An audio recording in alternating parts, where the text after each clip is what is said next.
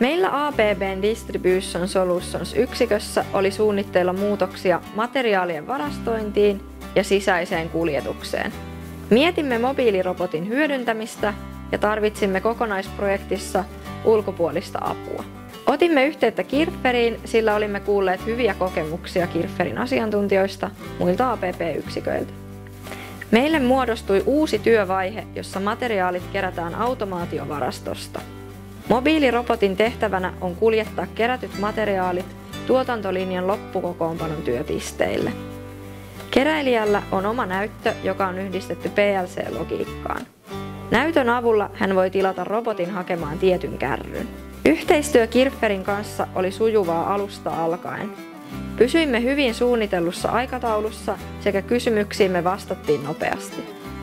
Projektiin kuului myös simulaatioajo toimittajan tiloissa, ja se antoi myös hyvän kuvan edetä lopulliseen toimitukseen ABB:n päässä.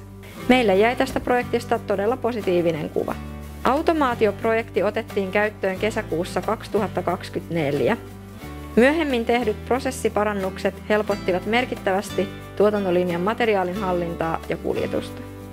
Yhteistyön tekeminen Kirferin kanssa on ollut vaivatonta. Vastausajat ja jopa valmiit ratkaisut avoimiin kysymyksiin Kirfer hoiti erittäin nopeasti.